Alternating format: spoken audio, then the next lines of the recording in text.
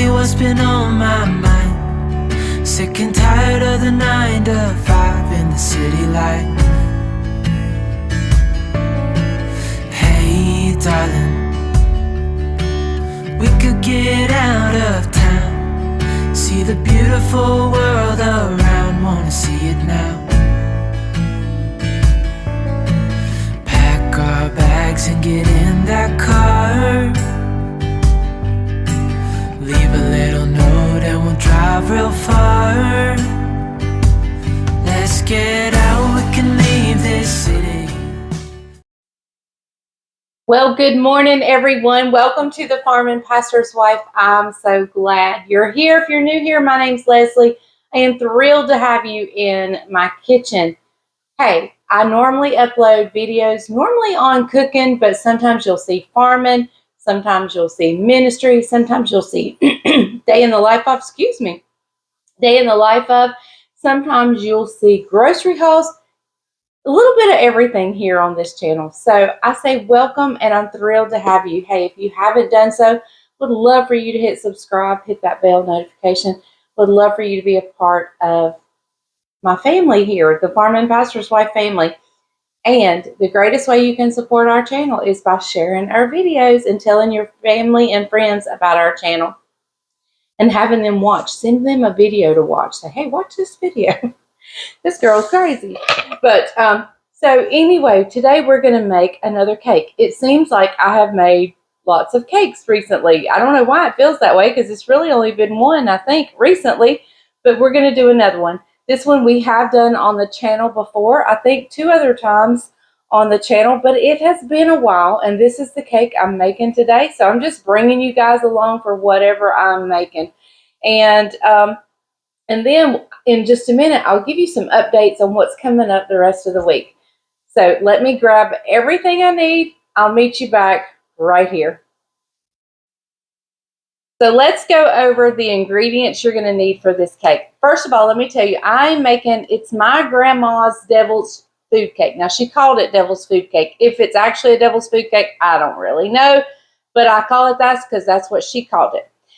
I'm going to share with you the ingredients, and then I'll give you a little bit of backstory on the cake, my memories of it, and how I've tweaked it and changed it through the years.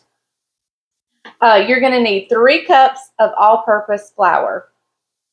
You're going to need a teaspoon of baking powder.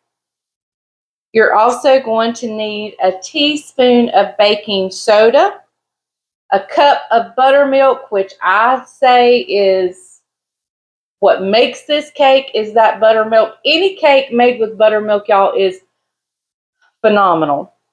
You're going to need 2 heaping tablespoons of cocoa powder. And if you level it off, I'd say it's probably 3 tablespoons leveled.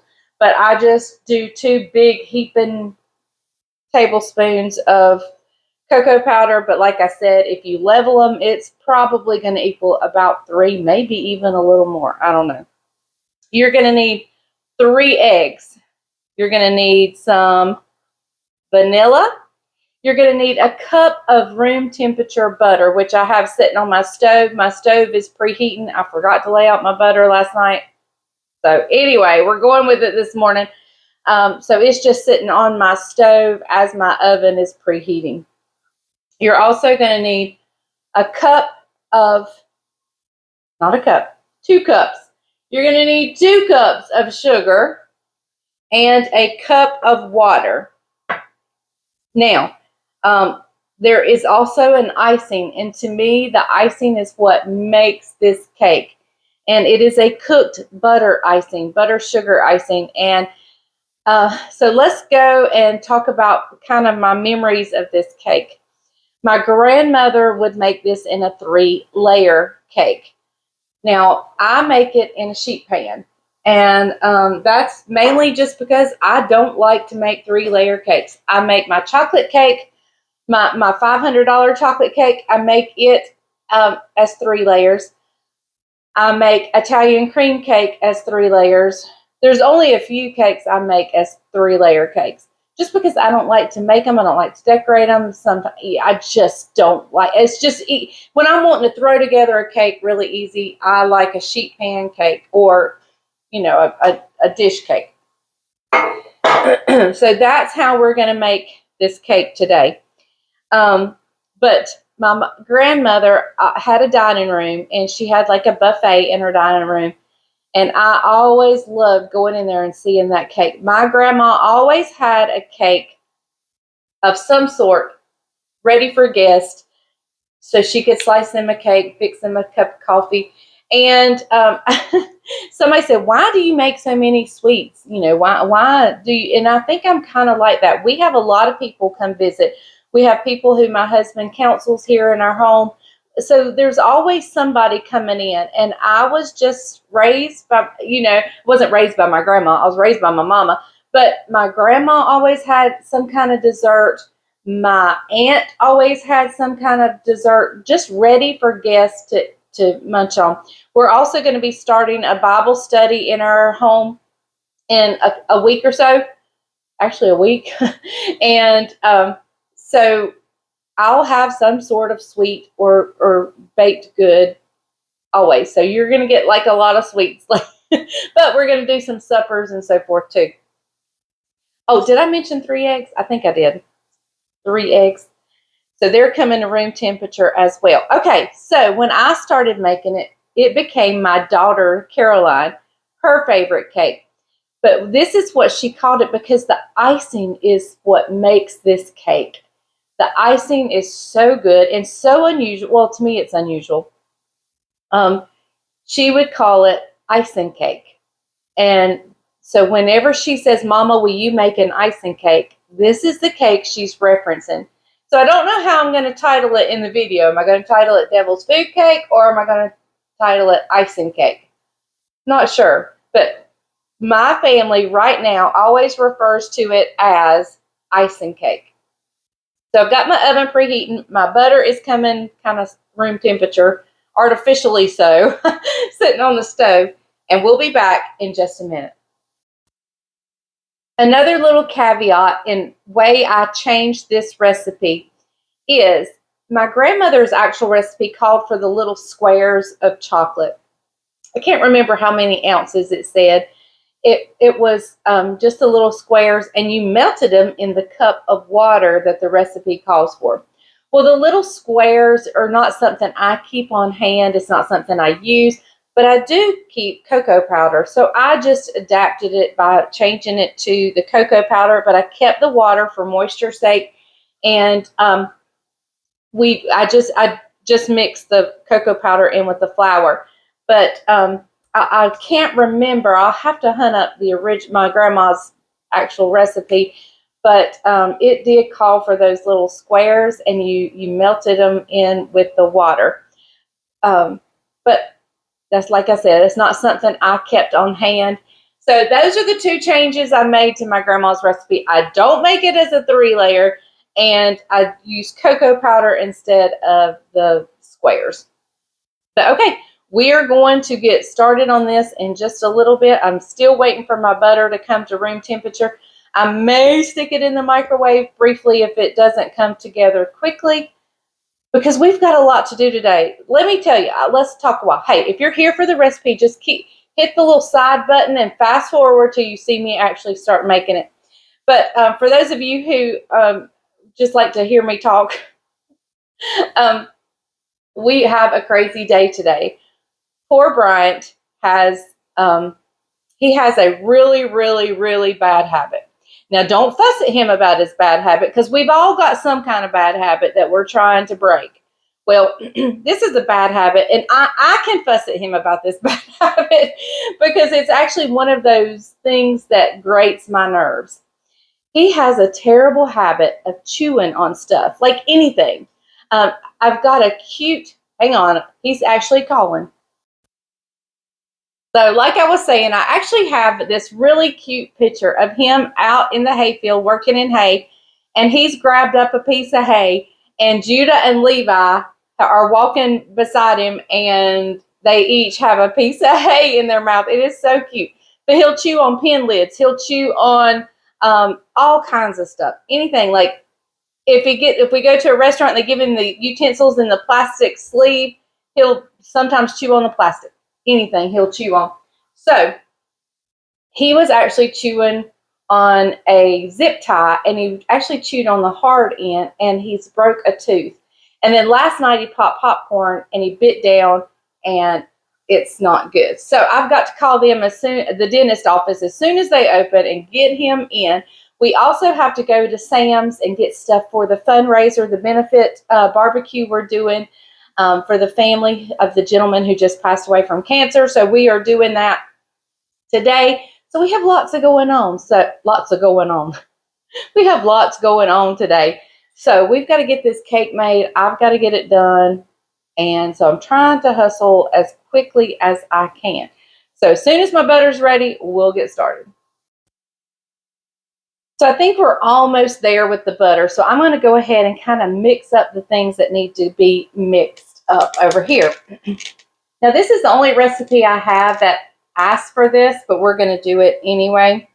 I don't know why it asked for this, but there must be some kind of reason or reaction, scientific reason.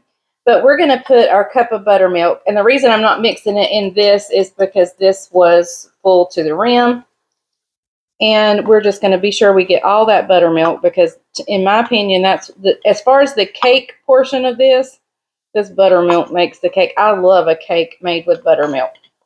So I'm just going to be sure to get everything out of here. I don't want to leave any buttermilk behind. Okay, and so what we're going to do to the buttermilk is our baking soda. I have a teaspoon of baking soda. We are going to mix that in with our buttermilk. So like I said, there must be, I'm sure some of you out there smarter than I am know the scientific reason we're doing this. I don't know, I just do it. So we're going to set that aside. And here we have our flour. I'm going to mix our baking powder in there and our cocoa powder.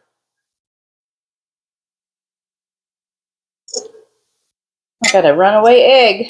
All right, we're going to mix this cocoa powder in there. You probably could just use a heaping quarter cup of cocoa powder, but I've just done it my way, and that's the way I do it. But like I said, I'll have to see if I can figure out how many ounces it was of the chocolate. The Baker's, the Baker's Square chocolate. All right. So now let me check on our butter, and I believe we'll be ready. I'm going to put this together with a hand mixer again. I'm not going to get out the stand mixer. I think we can put this together real quick with a hand mixer. So let me check on the butter. I'll be right back. So I went ahead and just creamed up the butter, and I'm going to add in our sugar real quick. I'm going to cut the camera off while I mix it just because it's loud, and I know you don't want to hear that, but I'll bring you back as soon as I get it mixed up. I decided to video here without volume so it wouldn't be too terribly loud for you. But I just beat the sugar and butter up, and now I'm adding in each egg one at a time and beating pretty well in between each addition of egg. So we actually end up adding 3 eggs. And I am putting it in the same bowl that I had the chocolate in case there was any extra chocolate that needed to come out. I wouldn't waste any.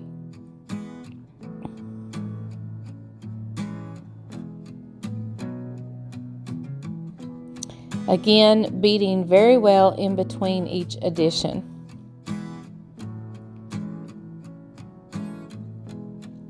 And here we go in with the last and final egg.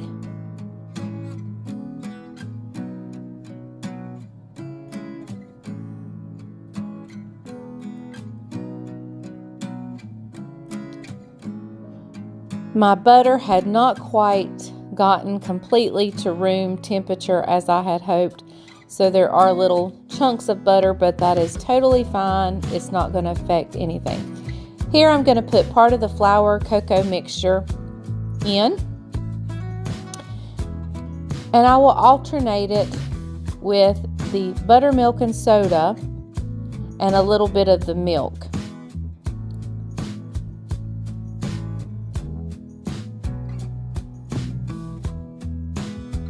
I meant water. The buttermilk and soda and with the water.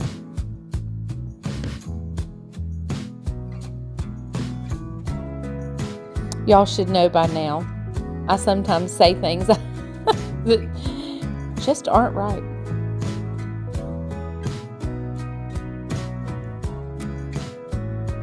I'm trying not to overmix because you don't want to overmix flour, but you do want to get it incorporated. At the end, I will scrape down the sides. I'm not going to do that until we're at the end.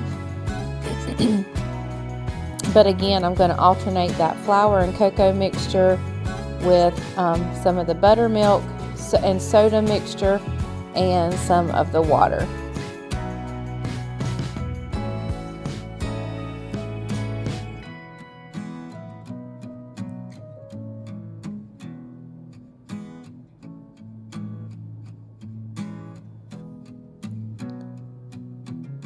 And we're going to finish off the flour and cocoa mixture here.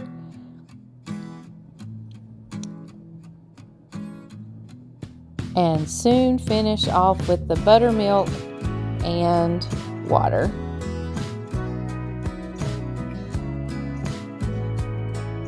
Then I will scrape down the sides after that and be sure everything is mixed accordingly. And we'll finish off with the water now. And we're going to give this a good mix together.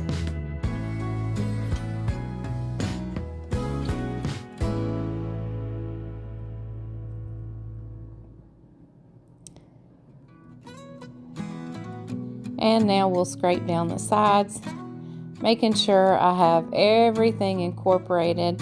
All the flour is pushed off the side of the bowl.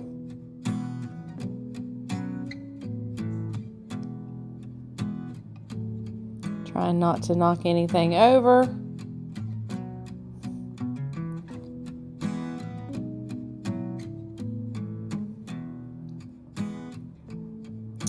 And there we go.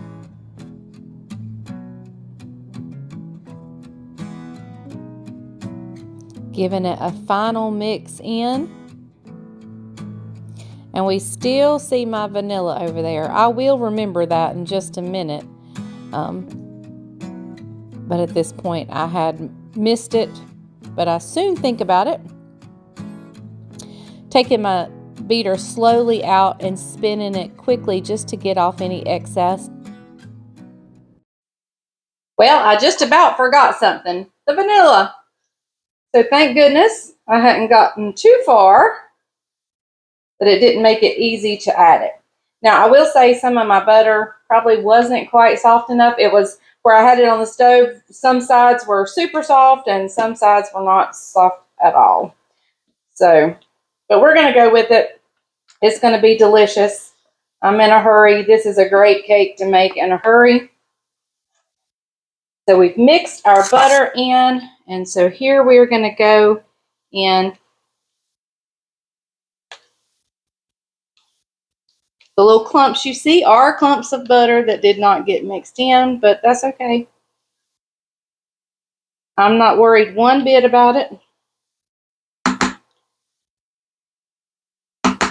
Not one bit about it. I just want to be sure to get all of this goodness out of this bowl. We don't want to leave anything in here at all.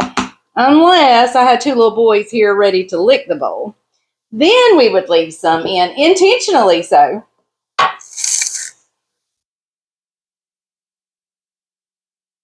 All right. So here we go. There's some butter right there. We're going to just drop it right in. I'm not a bit worried about it.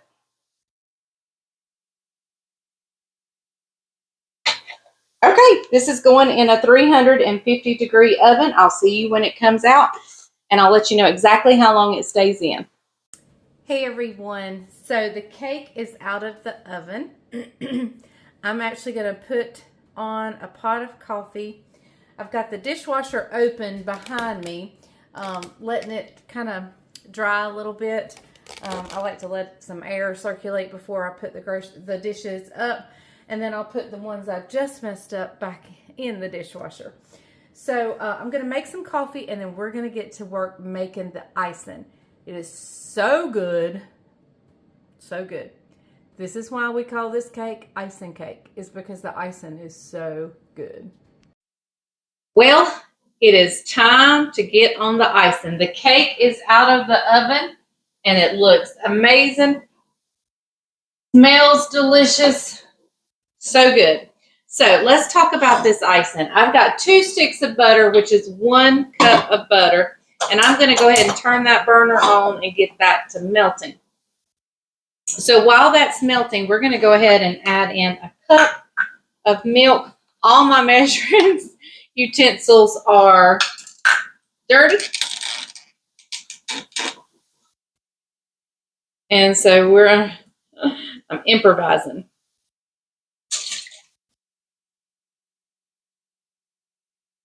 Now, I particularly, even when I make fudge and so forth, I like for my butter to get melted before I add in the sugar, or at least partially melted before I add in the sugar. So we're going to let this sit just a minute and get this, I do my whisk, get this butter to melting, and we will be right back just as soon as I find, there, I see my whisk. It's over here. Ta-da! And I just like to move that butter around. Okay, we'll be right back when we add our sugar in. Okay, that butter is starting to melt really well. It's about halfway melted. So I'm going to go ahead and add in 2 cups of sugar. There's a half. There's a whole. Half. And a whole. All right. So I'm just going to give this a stir. We want that sugar to dissolve really well.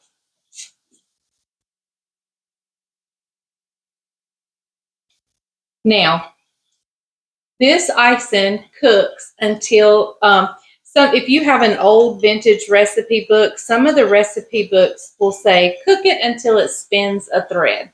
Now, I know exactly what that looks like, but I have never measured the temperature to see what temperature it gets when it spins a thread.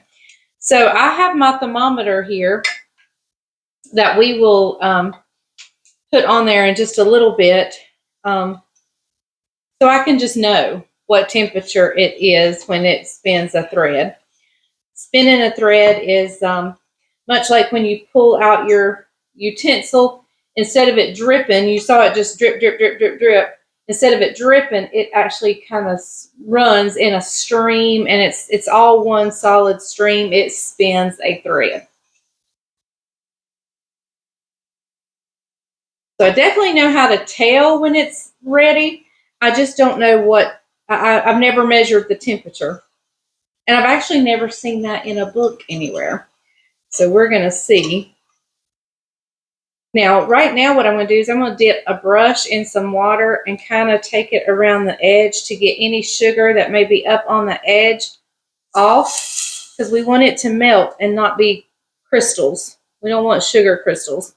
Although there is a kind of a crunchiness to this. I don't know how to describe it. It's a melt in your mouth texture icing, but on the outside it's just wonderful.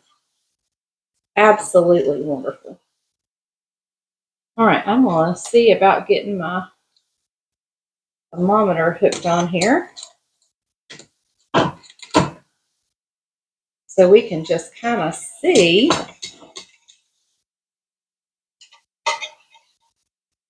what temperature it will be when we spin a thread. Now I am going to stir this consistently until it comes to the temperature it needs to. So I will just bring you back when we get there. That way you don't have to watch me the whole time whisking away at this icing. So we'll be back.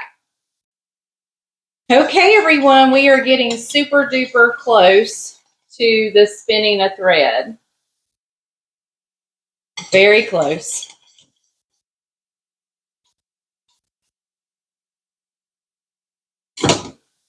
I have knocked this thermometer out 2 or 3 times. You can see the color starting to change. It's starting to darken just a little bit.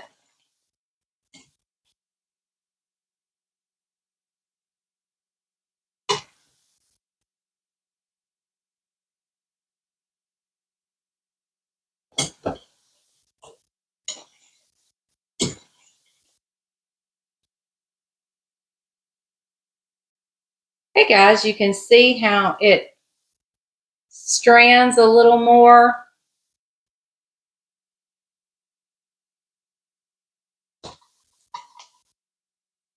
And I think I have it right at about 240. Probably right around the 240 mark. And I'm going to call it good. Just because actually my hand's getting really hot.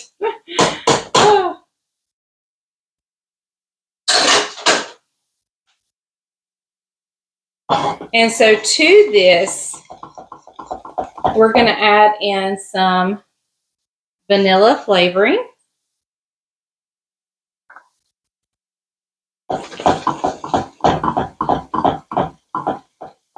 And we're just going to let this sit and thicken up a little bit. We are going to, I'm going to whisk it real good.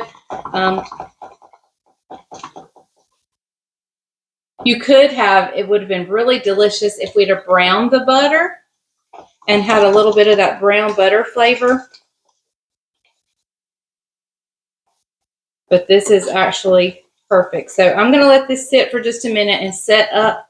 But here's, you see how it strings instead of just drip, drip, drip, it kind of has a string to it.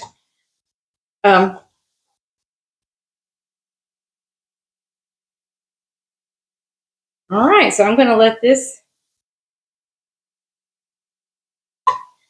is actually wonderful. We're going to let this sit for just a little bit.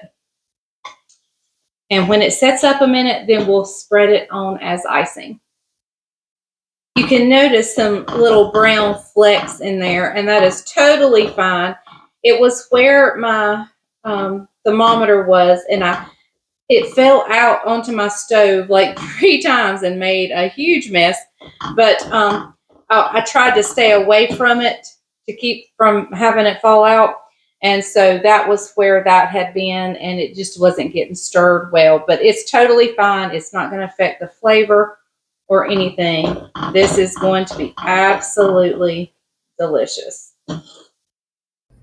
I started to ice the cake, and I was like, no, wait, I'm not filming. So I started just pouring it. And it sets up pretty quickly. Once it gets poured on here, oh my goodness, y'all, this cake is so good. I cannot wait.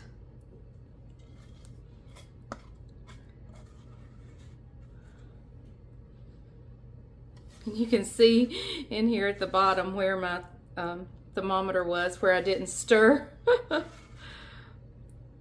It almost gets like a fudge. Now, everything I've read says that spin a thread is like at 230. Now, mine was much warmer than 230. So, I just know what spin a thread looks like and where I want it to be for this icing. And that is when I pull up the thing, it holds a string. And then you let it cool for just a little bit. And then you are ready to ice this delicious, wonderful cake. Now we'll let this sit up even more before I cut us a piece. Oh, y'all, I can hardly wait. This is probably one of my daughter's favorite cakes. I picked up some of the cake there. Oops. But now Bryant would rather have a chocolate icing, but this definitely is for me and Caroline. Definitely one of our favorites. All right, I want to get every bit of this delicious icing out.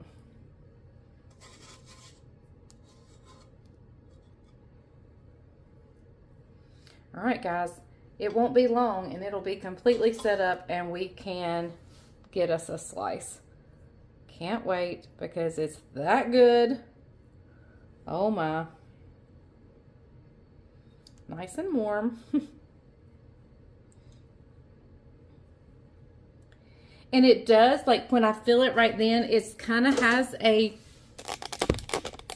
almost a crunchy texture. It's not really gritty.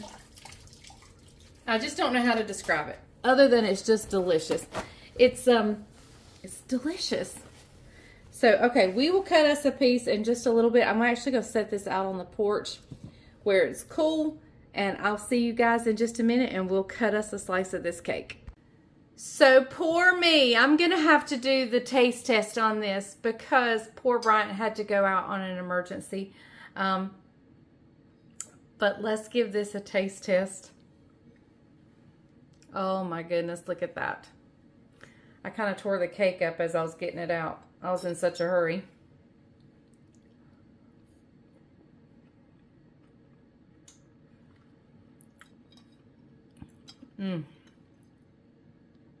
I love this cake.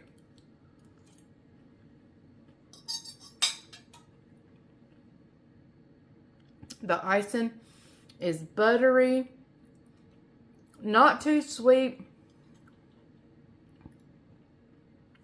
So good. This is by far one of my favorites. I wouldn't say it is my favorite, but it is one of my, it's in the top 5 of my cakes. Probably in the top 3.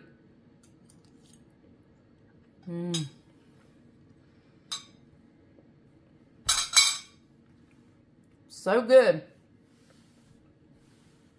Okay, guys, I'm going to end this video here. Bryant has been called out on an emergency. I can tell you more about that later. But just keep that situation, without me telling you about it, just keep that situation in your prayers. I will see you guys hopefully tomorrow. I'm not sure with all this happening what my videos will look like this week. So just stay tuned. I will keep you updated either on the community tab or on a quick video or a regular video. One of the 3 ways I will let you know. I'll either, got a hair sticking out. I'll either come on and do a quick video update, I'll do a community post, or it'll be a regular video. So, all right, I will see you guys next time. Thank you so much for joining me as I made my grandma's devil's food cake, aka icing cake. Carolina's gonna be so happy. She's gonna be so happy. This is her favorite cake. So good. All right, I'm gonna go. I'll see you next time. Remember, if the grease is hot enough, you can fry anything.